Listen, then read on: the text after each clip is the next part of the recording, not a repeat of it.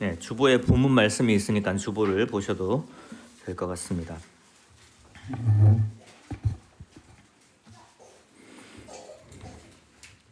네, 1절부터 15절까지 마가복음 15장 1절에서 15절까지를 읽어드리겠습니다.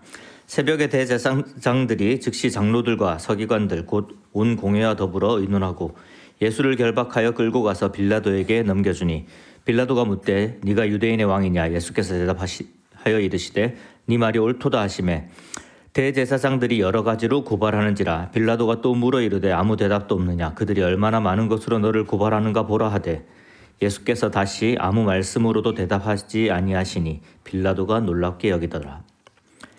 명절이 되면 백성들이 요구하는 대로 죄수 한 사람을 놓아주는 전례가 있더니 밀란을 꾸미고 그 밀란 중에 살인하고 체포된 자 중에 바라바라 하는 자가 있는지라. 무리가 나아가서 전례대로 하여 주기를 요구한대 빌라도가 대답하여 이르되 너희는 내가 유대인의 왕을 너에게 놓아주기를 원하느냐 하니 이는 그가 대제사장들이 시기로 예수를 넘겨준 줄 알미러라. 그러나 대제사장들이 무리를 충동하여 도리어 바라바를 놓아달라 하게 하니 빌라도가 또 대답하여 이르되 그러면 너희가 유대인의 왕이라 하는 일을 내가 어떻게 하랴? 그들이 다시 소리 지르되 그를 십자가에 못 박게 하소서. 빌라도가 이르되 어찌미냐 무슨 악한 일을 하였느냐 하니 더욱 소리 지르되 십자가에 못 박게 하소서 하는지라. 빌라도가 무리에게 만족을 주고자 하여 바라바는 놓아주고 예수는 채찍질하고 십자가에 못 박히게 넘겨주니라. 이제 예수님이 돌아가시는 날에 아침이 되었습니다. 그러니까 새벽 동안, 그러니까 밤부터 새벽 동안 예수님께서는 그 공회에서 재판을 받으셨죠. 그래서 그 요한복음의 기록에 따르면은 먼저 안나스 대제사장, 그러니까 그 원래 현재 이 대제사장인 가야바의 장인에게 먼저 갔고, 그 다음에 이제 가야바에게 신문을 받았습니다. 그것이 이제 우리가 지난 주까지 쭉 함께 살펴보았던 내용이고, 또 그곳에서 여러 가지 우리가 교훈들을 얻을 수가 있었습니다. 근데 이제 아시겠지만 이 당시에 이제 로마의 지배하에 있었기 때문에 그들이 사형을 집행할 수가 없었습니다. 그래서 사형을 집행하기 위해서 이제 로마 법정에 이 예수님을 넘기는 장면입니다. 그래서 그 당시 총독이었던 빌라도가 이 예수님을 신문하는 장면을 오늘 보셨습니다. 이제 대제사장들과 서기관들이 이제 담합해서 예수님을 이제 로마 재판에 넘겨야 되는 상황이고, 지금 이들의 목적은 무엇이냐면 예수님의 사형 판결을 받아내는 것입니다. 그러면 이제 그거에 해당하는 이제 죄명을 붙여서 이 사람이 이 죄로 우리가 고발하는 것입니다라고 혐의를 이제 씌워야 되잖아요. 그래서 어떤 죄명으로 재판에 넘겼냐고 하면은 여기 우리가 보듯이 유대인의 왕이라는 죄명으로 이렇게 넘긴 것입니다. 그래서 이제 그 빌라도가 이 신문을 하면서 가장 중요하게 물었던 것은 무엇이냐면은 그럼 네가 유대인의 왕이냐라고 묻는 것이고, 그것에 대해서 예수님이 네 말이 옳도다라고 대답하는 장면을 이 마가는 기록하고 있습니다. 그리고 이제 또 여러 가지 이제 그 빌라도가 정말 이 사람을 사형에 처해야 되겠다라고 결정할 수 있도록 하기 위해서 여기 이제 3절에 보시면은 또 여러 가지로 계속해서 고발을 합니다. 그러니까 주 제목이 이제 유대인의 왕이라는 제목이 있었고, 그 외에 다양한 이제 여러 가지 것들로 이 뭐 예를 들어서 민중들을 동요하게 했다라던가 이런 식으로, 또 로마 황제에게 세금을 바치지 말라고 했다라던가 이런 그 이제 빌라도가 판단하는 도움을 줄 수 있을 만한 그런 여러 가지 이제 고발을 하고 있습니다. 그런데 이제 이것에 대해서 예수님께서 그냥 정말 아무 대답을 하지 않으셨죠. 의연하게 계셨습니다. 그러니까 그 모습을 보고 빌라도가 놀랍게 여긴 장면도 기술을 하고 있습니다. 그러니까 지금 이제 사형에 처해져 있고 예수님을 변호할 수 있는 사람은 예수님 본인밖에 없으셨어요.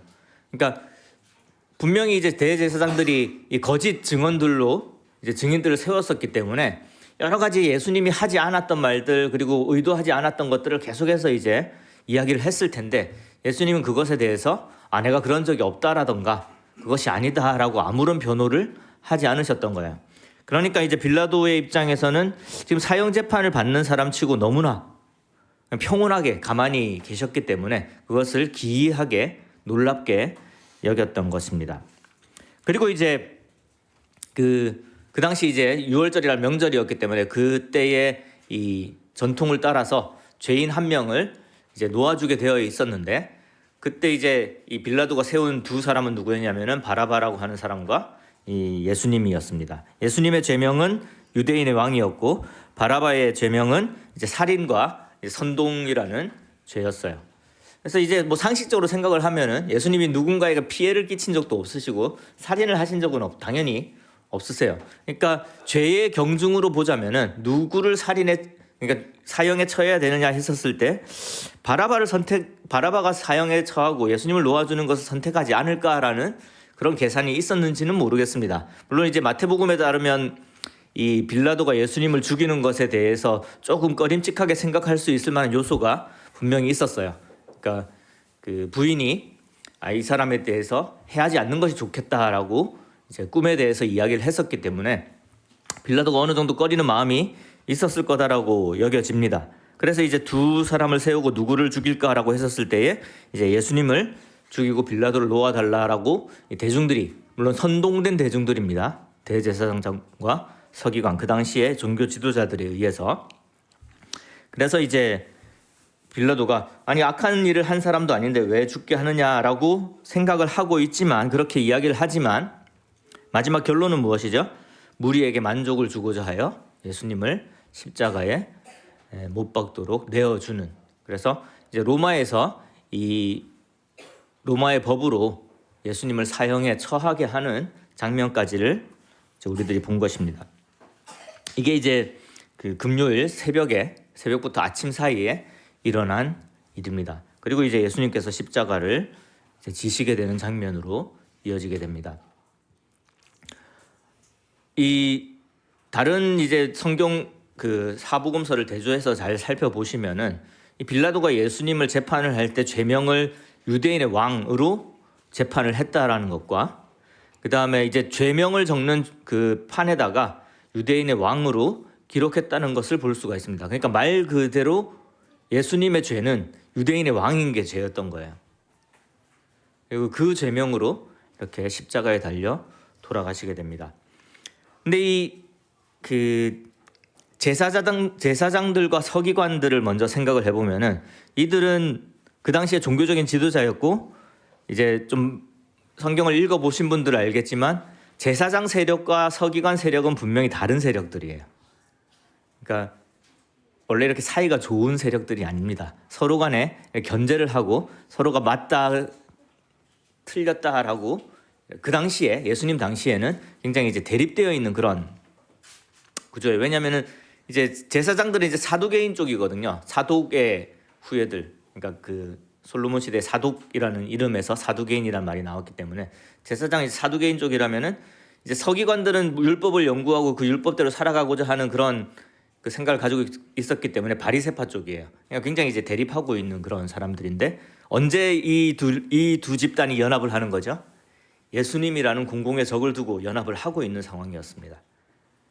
그리고 이제 빌라도로 가게 되면은 빌라도는 이 유대 지역의 총독으로 온 사람이에요. 그럼 총독은 뭐죠? 그 지역을 다스리는 사람입니다. 근데 우리가 성경을 보면은 유대 지역에 왕이 있었잖아요. 이제 헤롯 대왕에서 그 다음으로 넘어가면서 헤롯 대왕의 그 아들들이 이 분봉왕이라고 해서 이렇게 유대 지역을 나눠서 다스리고 있었던 시기거든요. 근데 이제 로마에서 보니까 이 왕들이 제대로 이렇게 그 유대인들을 잘 다스리지 않는 것으로 보이는 거예요. 그리고 여러 가지 갈등들이 생기죠. 그럼 로마에서는 최대한 이제 그 나라의 어떤 문화라든지 여러 가지 것들을 이렇게 허락을 해주는 정책을 폈음에도 불구하고 이제 총독을 보내서 거기를 이제 직접 다스리려고 하는 그런 상황이었던 거예요. 그러면 당연히 이 당시에 이제 헤롯과 그 빌라도의 관계는 어떨 것 같습니까? 적대적인 관계였겠죠. 굉장히 적대적인 관계였습니다.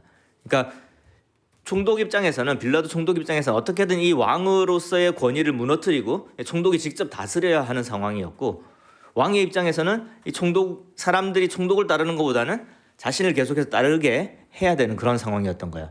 그런데 보시면은 이제 이 장면에서 물론 이제 마가복음에서는 헤롯이 등장을 하지 않지만 이 헤롯과 빌라도도 그때 친구가 되었다라는 표현이 나와요. 무슨 말이냐면은 공동의 적인 예수님을 두고 이 여러 정치 세력들이 한 마음을 품었다라는 거예요. 빌라도도 처음에는 이제 그것에 대해서 약간 꺼리는 모습을 보이지만 결국에는 어떤 판단을 하냐면은 정치적인 판단을 하는 거예요. 내가 여기서 총독으로 계속해서 다스리려면은 이 민중들에 반하는 결정을 해서는 안 되겠다. 그래서 민중들이 원하는 대로 판단을 해서 예수님을 죽게 하는 것입니다. 그리고 그 죄명을 뭐라고 적냐면은 유대인의 왕이라고 적는 거예요. 그러면 왜 이 유대인의 왕이라는 죄명이 나왔을까라고 우리가 한번 생각을 해볼 필요가 있습니다. 예수님이 누구시죠? 우리가 이제 예수님의 이름을 여러 가지로 보는데 예수 그리스도라고 부르잖아요. 이 그리스도라는 말이 유대인의 왕이라는 뜻입니다. 그러니까 예수님의 제자들에게 예수님이 그리스도이심을 드러내셨어요. 하지만 다른 사람들한테 그 그리스도라는 사실이 예수님을 제대로 믿지 않고 예수님을 제대로 알지 않는 사람들에게는 그것이 퍼져나가는 것을 원하지 않으시고 예수님을 제대로 알고 정말로 예수님을 믿는 자들에게는 그리스도이심을 밝히 드러내셨어요. 근데 이것이 이제 마지막 예루살렘 입성하실 때에는 모든 사람들이 예수님을 그리스도로 인지를 하고 있었어요. 그래서 이 왕으로 오신이라고 예수님을 이렇게 칭송하면서 예수님을 맞아들이는 장면이 바로 한 며칠 전의 일입니다. 그러니까 이 대제사장들은 예수님이 그리스도라고 했을 때에 이 사람이 그리스도가 되면 안 되기 때문에 진짜 이 성경에서 약속하신 메시아가 되면 안 되기 때문에 네가 왜 너 스스로를 그리스도 즉 메시아라고 이야기를 하느냐라고 신문을 했던 것이고 예수님은 그뿐만 아니라 내가 하나님의 아들이다라고까지 이야기를 하니까 정말로 이 제사장들과 서기관들에게는 죽여야만 하는 사람이 되었던 거예요. 그래서 이 예수님을 이 재판에 넘길 때에 이 사람이 그리스도라고 합니다. 메시아라고 합니다. 라고 이제 넘긴 거예요. 근데 이제 로마의 입장에서 그리스도다 메시아다라는 말은 우리가 지금 생각하고 있는 그 그리스도, 하나님의 아들 그리스도, 만왕의 왕 그리스도로 인지를 하는 것이 아니라 그 뜻 그대로, 그리고 그들이 소개한 그대로 구약에서 나와 있는 것처럼 이제 곧 다윗의 뿌리에서 이 유대인의 왕이 올 것이고 그 유대인의 왕이 이 나라를 다스릴 것이고 하나님의 나라를 견고하게 할 것이고 또 모든 이방인들의 복을 줄 것이다라는 그 성경에 약속된 그 풀어져 있는 설명, 그러니까 예수님이 유대인으로, 그러니까 앞으로 메시아가 유대인으로 왕으로 올 것이다라는 것을 가지고서 이제 설명을 했죠. 그래서 이 그리스도라든지 메시아라는 것은 로마인들에게는 큰 의미가 없는 단어거든요. 같은 말이지만 이제 유대인의 왕이다라고 이제 고소를 한 것이고, 그 유대인의 왕이다라고 고소를 하게 되면 어떤 문제가 생기냐면은 로마의 입장에서는 이제 왕의 통치는 로마에서 왕은 한 사람밖에 없어요. 황제밖에 없습니다. 그러니까 그 왕에 대해서 왕의 주권에 대한 반기로 생각하고 반역죄를 씌울 수가 있게 되는 거예요. 그래서 사형을 선고할 수가 있게 되기 때문에 반역죄로서, 그래서 이제 유대인의 왕이라는 죄목으로 이렇게 고소를 한 거예요. 근데 빌라도 입장에서 보게 되면은 이 사두개인들 그리고 대제사장들 서기관들의 입장에서 그들의 왕이잖아요. 유대인의 왕은. 그러니까 이 사람이 왕이 되게 되면은 어떻게 되는 거예요? 내가 그 밑으로 들어가는 거죠. 예수님이 왕이 되게 되면은 그 예수님의 질서 속으로 내가 들어가는 거예요. 그게 거부감이 들죠. 왜냐하면은 지금 내가 가지고 있는 정치적인 입지, 사회적인 입지가 완전히 바뀌는 것이기 때문에 새로운 왕이 되는 것에 대해서 거부감을 보이는 거예요. 그래서 이게 직접적인 내 삶에 영향을 주는 것이고 그것이 굉장히 크게 준다라는 것을 그들은 분명하게 알고 있습니다. 그러니까 왕이 되어서는 안 되는 거죠. 그래서 이제 고소를 하는 거예요. 근데 빌라도의 입장에서 한번 생각을 해보면 유대인의 왕이잖아요.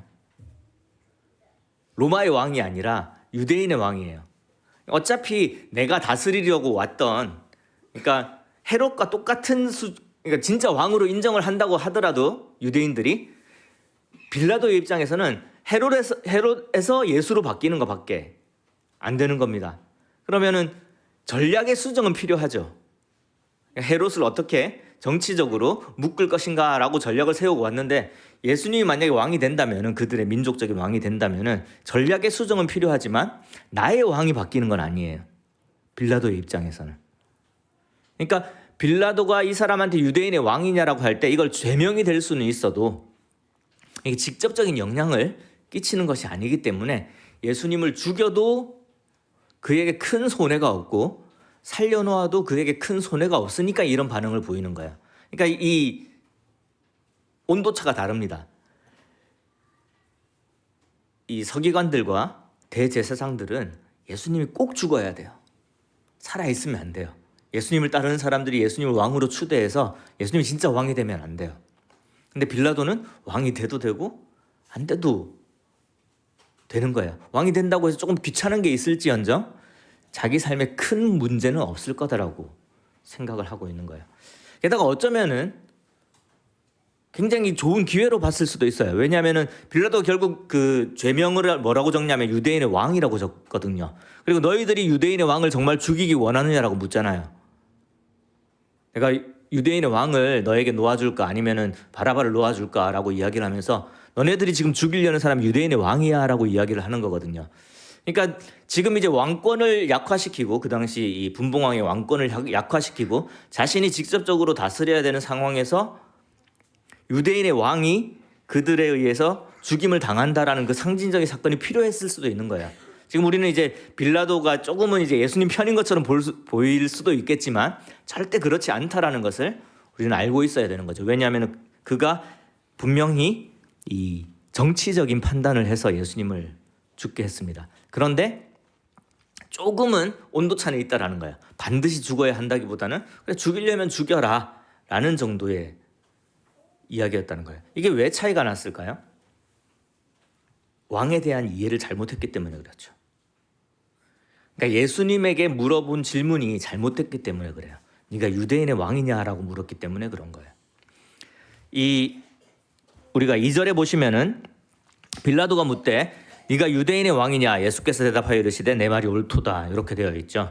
이게 이제 그 성경에 이제 원어적으로 보게 되면은 네가 말했다라고 예수님이 대답하세요. 네가 말했다도 아니고 말한다라고 이렇게 대답을 하세요.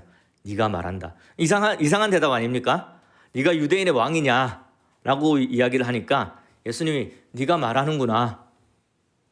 긍정인가요? 부정인가요? 애매하죠. 사실상 긍정도 아니고 부정도 아닌 말씀이에요. 왕이 아니다라고 대답할 수는 없으시지만 네가 말하는 왕이라고 하기에는 이 빌라도가 이해하고 있는 게 완전히 잘못된 거예요. 그래서 예수님은 여기에 좀 추가적으로 몇 가지 말씀을 더 하셨습니다.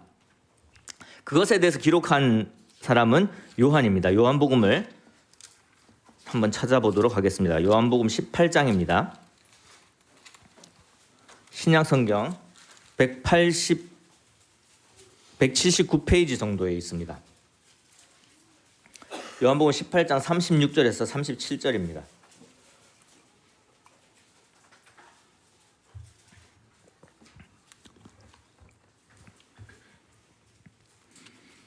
이 예수님께서 빌라도 앞에서 대답하시는 장면인데, 예수께서 대답하시되 내 나라는 이 세상에 속한 것이 아니니라. 만일 내 나라가 이 세상에 속한 것이었다면 내 종들이 싸워 나로 유대인들에게 넘겨지지 않게 하였으리라. 이제 내 나라는 여기에 속한 것이 아니니라. 빌라도가 이르되 그러면 네가 왕이 아니냐? 예수께서 대답하시되 네 말과 같이 내가 왕이니라. 내가 이를 위하여 태어났으며 이를 위하여 세상에 왔나니 곧 진리에 대하여 증언하려 함이로라. 무릇 진리에 속한 자는 내 음성을 듣느니라 하신대. 빌라도가 네가 유대인의 왕이냐? 그러니까 유대 지역의 유대인들을 다스리는 그런 왕으로 온 사람이냐? 그래서 이 사람들이 너를 죽이려고 하느냐?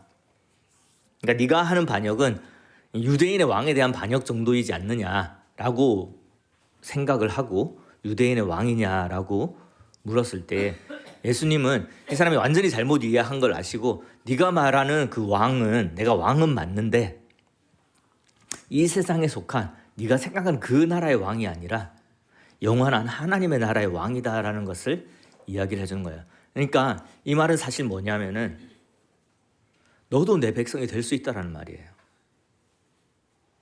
그러니까 빌라도는 굉장히 이제 멀리서 뭐라고 해야 되죠? 삼자의 입장에서 재판을 하고 있잖아요. 근데 예수님은 이 땅에 공의로 심판하실 세상의 주인으로 오신 분이에요. 성경의 모든 예언에서 이 메시아는 이 땅을 다스릴 공의로 심판하시는 하나님으로 오시는 분으로 예언이 되어 있습니다. 예수님 그분이세요. 그러니까 무슨 말이냐면은 예수님이 왕이라고 있었을 때 그 왕권은 그냥 유대 지역을 다스리는 왕권이 아니라 모든 이 세상을 창조하신 그 하나님으로서의 그 왕권을 말씀하신 거거든요. 예수님이 말씀하시는 제자들한테 이 그리스도라는 말을 다른 사람들한테 이야기하지 마라 한 것은 뭐냐면은 그들은 유대인의 왕으로 나를 기다리고 있기 때문에 그리스도라고 그러면 유대인의 왕으로 생각할 거라는 거예요. 근데 예수님은 유대인의 왕으로 오신 게 아니에요. 근데 유대인의 왕이 틀린 건 아니잖아요. 왜냐하면 유대인의 왕도 당연히 포함되어 있는 거죠. 그러니까 네가 그렇게 말하는구나라는 대답이 예수님이 할 수 있는 최선의 대답이었던 거예요. 이해할 수가 없기 때문에. 네가 유대인의 왕 정도로 생각한다고?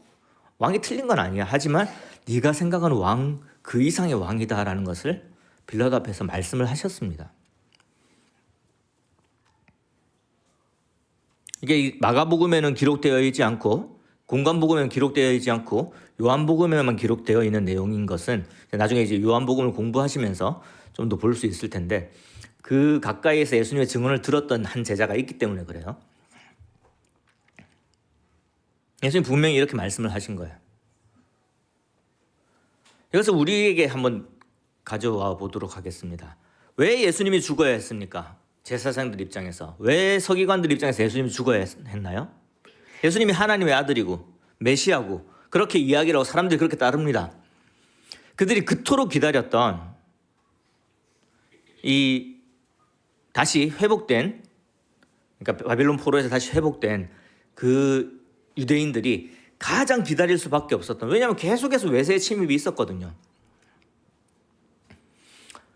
그들이 기다렸던 메시아는 모든 이방인들을 심판할 수 있는 능력이 있는 메시아였고 왕이었고 그들을 하나님의 나라에서 완벽하게 완전하게 회복시켜줄 그런 왕이었고 그 왕국을 영원히 끌고 갈 수 있는 그런 왕이었어요. 그게 구약에 다 예언된 내용들이거든요. 영원히 다스리실, 공의로 다스리실 그런 왕이셨어요. 근데 왜 예수님을 죽여야 했냐는 거죠. 정말로 예수님이 그리스도라면 어떡하려고? 그들에게 정말 독립을 가져다 줄, 구원을 가져다 줄 유일한 분이었으면 어떡하려고 왜 죽이려고 했을까요? 이 질문에 도저히 이해가 안 된다라고 한다면 그건 우리는 구원받은 사람이기 때문에 그래요. 그런데 우리가 복음을 전할 때를 한번 생각을 해보세요. 왜 이 분명한 사실을 이 사람들이 안 받아들일까? 똑같은 거예요. 예수님을 받아들이는 거는요, 예수님이 왕이 되시는 거는요, 그냥 좀 귀찮아진다 수준이 아니에요. 나의 삶이 송두리째 바뀌는 겁니다. 질서가 완전히 뒤집히는 거예요. 우리는 질서 속에 살아가죠. 직장을 다니는 사람들도 마찬가지입니다. 나에게 명령을 하는 사람이 있고 내가 명령을 해야 되는 사람이 있을 수가 있어요. 가정에서도 마찬가지예요. 내가 누군가에게는 이야기를 해서 어떤 행동을 끌어내야 되는 사람이고 또 누군가에게 내가 순종해야 할 대상이 있을 수가 있습니다. 거기에 맞춰져서 살아가요. 그 당시 서기관들과 바리새인들과 그 다음에 제사장들은 자신의 그 영역 안에서는 이 질서 속에서 이 가장 위쪽에 있는 사람들이었어요. 내가 결정하고 내가 생각하고 내가 판단한 걸 그 다음 사람들이 따르고 그 밑에 있는 사람이 따르던 그런 사람이었어요. 그리고 다른 사람들과 갈등이 있었을 때에 내 말이 맞다라는 것을 주장하는 게 중요한 사람들이죠. 그리고 사람들에게 나의 이러한 결정들이 하나님의 뜻이다라고 말할 수 있는 사람들이었어요. 자신의 속에 어떤 게 있는 거랑 상관없이, 그러니까 자기 자신의 마음속에 나쁜 의도가 들어있다고 할지라도 사람들은 그렇지 않다라고 믿게 만들어야 되는 그런 사람이었어요. 그 질서 속에서. 근데 예수님이란 분이 오셨어요. 그리고 예수님이 뭘 들여다봤냐면은 그 각각의 그 당시 지도자들 마음속에 있는 그 시꺼먼 마음들을 들여다보신 거예요. 그리고 회칠한 무덤이라고 비판을 하셨어요. 그럼 이 사람이 왕이 되면은 이 사람은 내 속을 꿰뚫어 보는 사람이구나. 이 사람에게 내 속을 들키지 않을 수가 없기 때문에 이 사람이 왕이 되면은 힘들겠다. 내 마음대로 못 하겠구나. 이 사람 말을 따라야 되는 상황이 되겠구나. 이렇게 되는 거예요. 불편하죠. 어느 정도로 불편하냐면요. 이 사람이 없어졌으면 좋겠다라는 생각을 가질 만큼 불편한 거예요. 예수님을 받아들이지 못하는 사람들이 왜 그렇습니까? 예수님을 받아들이면요. 자신의 머릿속에 쌓여져 있는 모든 질서가 무너집니다. 내가 내 의지로 판단하고 내 신념대로 판단하던 것들이 이제는 예수님을 따라서 판단을 해야 되거든요. 근데 그걸 받아들일 수가 없어요. 나는 내가 원하는 대로 살고 싶은데 예수님이 원하는 대로 살아야 되고 이 세상의 질서랑 완전히 다른 그러한 방식으로 가치관과 완전히 다른 가치관을 가지고 판단을 해야 돼요. 그렇게 살아가야 돼요. 받아들일 수 있죠. 그것이 나에게 더 좋은 것을 준다는 걸 분명히 믿을 때는 받아들일 수가 있어요. 그런데 그것보다 더 쉬운 게 뭐냐 하면은 그 자체를 부인하는 거예요. 그게 더 쉽거든요. 왜냐하면은 이 땅에서 어차피 내가 살아가는 데 있어서 내가 내 마음대로 살아가는 게 훨씬 더 편하기 때문에 그렇습니다. 그냥 가장 쉬운 판단은 그 생각 자체를 죽이는 거예요. 그 믿음 체계를 죽이는 거예요. 그 가치관을 죽이는 겁니다. 그게 예수님을 받아들이지 않는 사람들이 하는 거예요. 똑같은 거죠. 국가의 왕이 바뀐다는 것은 그들의 꽤 불편한 일이고 꽤 신경 쓰이는 일이에요. 그래서 거부하는 거예요. 이 정도도 거부하는데 나의 가치관과 신념과 질서를 모조리 바꾸는 사람이 나타난다고 한다면은 그거는 내 목숨을 바쳐서라도 막아야 되는 상황이 되는 거죠. 근데 빌라도는 왜 그랬다고요? 왜 제3자 입장이 된 거죠? 그 정도의 사람이라는 것을 인지를 못했기 때문에 그런 거예요. 예수님이. 빌라도가 예수님이 어떤 분인지를 알았더라면 빌라도조차도 예수님을 적극적으로 죽이는데 가담했을 수가 있다는 것입니다. 믿음이 없이 그 왕권만 보게 되면은 예수님의 약속 없이, 약속에 대한 믿음 없이 그 예수님이 우리에게 하시는 그 명령들만 보게 되면은 차라리 그 명령을 안 들었으면 좋겠다라는 판단이 드는 거죠. 차라리 이 사람이 없으면 내가 편하게 살겠는데 라는 생각이 드는 거예요. 그래서 예수님은 왕이시기 때문에 돌아가셔야 했던 거예요. 왜요? 사람들이 왕이 살아있는 것을 싫어하기 때문에 그렇습니다. 예수님 왕으로 오셨기 때문에 죽으신 거예요. 그 죄명조차도 왕이셨어요. 생각해 보세요. 우리가 어떤 죄명으로 죽는다 그러면 그 죄명에 뭐라고 붙어야 돼요? 살인죄 이렇게 붙어야 되죠.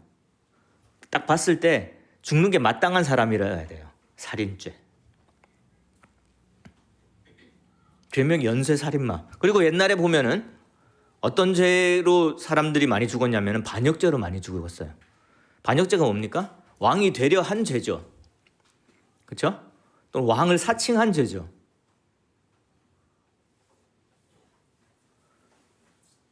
그러면 정말로 제대로 이 사람이 죽기 마땅한 사람이라는 죄명이 붙으려면은 왕이 되려고 선동한 자라든가 왕을 사칭한 자라든가 반역자라든가 이렇게 돼야 되는데 그냥 왕이었어요.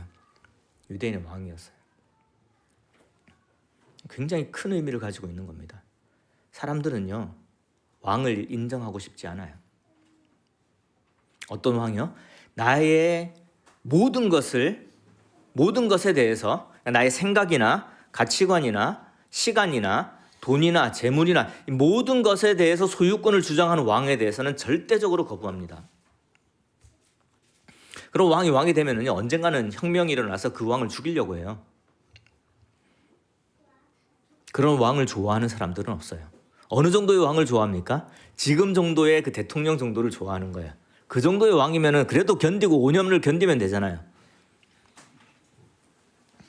혹시 그 미국 대통령 선거할 때 이렇게 방송을 보면서 누가 될까 궁금해하신 분 있으세요? 저는 봤어요. 계속 봤어요. 그리고 아침에 일어나자마자 TV를 켜서 결과가 어떻게 됐나 이렇게 봤거든요. 왜 볼까요? 미국의 대통령이 되는 건 어느 정도 우리한테 영향을 끼치기 때문에 그래요. 어느 정도. 그러니까 딱 빌라도가 예수님이 왕이 되면 되나 안 되나 정도의 영향력을 끼쳐요. 전략의 수정이 약간 필요한 거예요. 테슬라를 사고 뭐 어떤 걸 팔고 뭐 이런 정도의 전략의 수정 정도가 필요한 거예요. 내 삶에 있어서.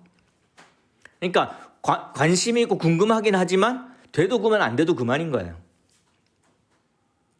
그 정도의 왕은 그냥 세상에서 생각할 수 있는 정도의 왕은 그 정도인 거예요. 근데 우리가 받아들여야 되는 왕은 그런 왕이 아니잖아요. 그게 이 세상에 있는 그 나라의 왕이 아니라는 것은 우리의 영원한 세상에 있는 영원한 나라에 있는 그 왕으로 우리가 받아들여야 된다는 걸 말씀하시는 거죠.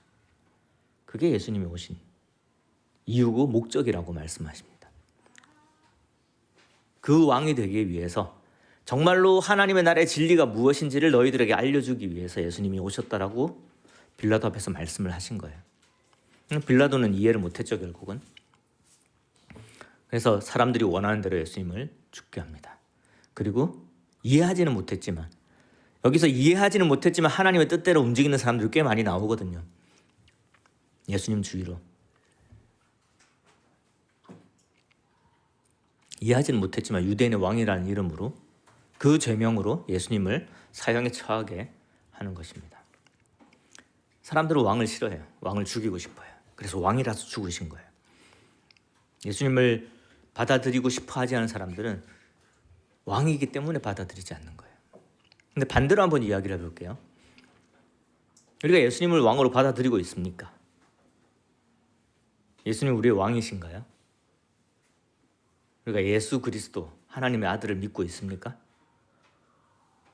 하나님의 아들 예수 그리스도 하나님이시고 우리의 구원자이시고 우리의 왕이신 예수님을 믿고 있습니까?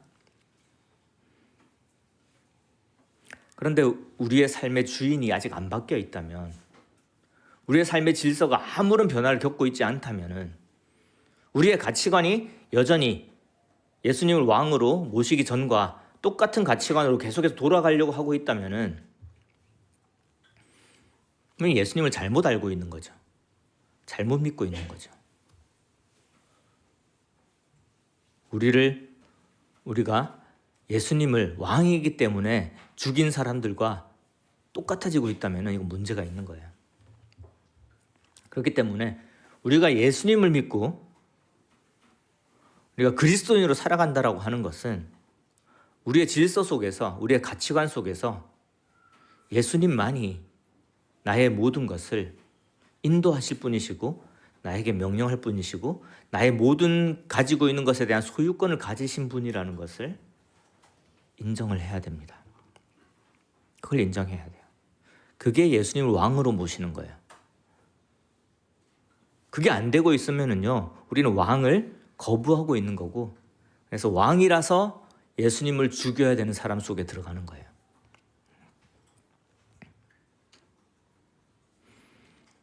그러니까 복음을 전하기 힘든 이유도 예수님이 왕으로 오셨기 때문이지만, 우리가 온전히 주님을 따르는 이유도 예수님이 왕으로 오셨기 때문입니다.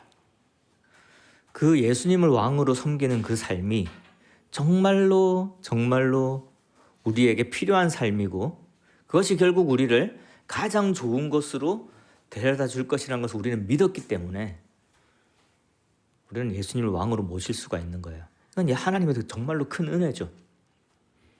우리의 육신의 본능에 반해서 예수님을 따르게 하는 것입니다. 마가복음 8장 말씀을 보고 정리를 하도록 하겠습니다.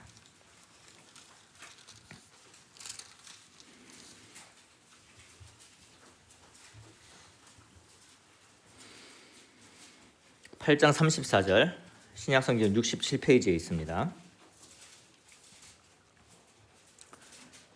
무리가 제자들을 불러 이르시되 누구든지 나를 따라오려거든 자기를 부인하고 자기 십자가를 지고 나를 따를 것이니라. 35절입니다. 누구든지 자기 목숨을 구원하고자 하면 잃을 것이요 누구든지 나와 복음을 위하여 자기 목숨을 잃으면 구원하리라. 예수님을 따르는 제자들, 하나님 이 왕으로 계신 그 하나님의 나라에 백성들에게 요구하는 건 딱 한 가지예요. 자기를 부인하고 목숨을 내어놓는 것입니다. 그게 왕이 요구하는 거예요. 그게 싫으면 어떻게 한다고요? 왕을 죽이는 수밖에 없어요. 우리는 예수님을 왕으로 삼고 있잖아요. 그렇죠? 왕으로 인정하고 있고 받아들였잖아요. 영접했잖아요. 왕으로. 자신의 왕으로 영접했잖아요. 그러면 예수님의 말씀에 순종해야 하는 것이 당연한 것이라고 성경을 통해서 우리가 배울 수 있습니다. 기도하겠습니다.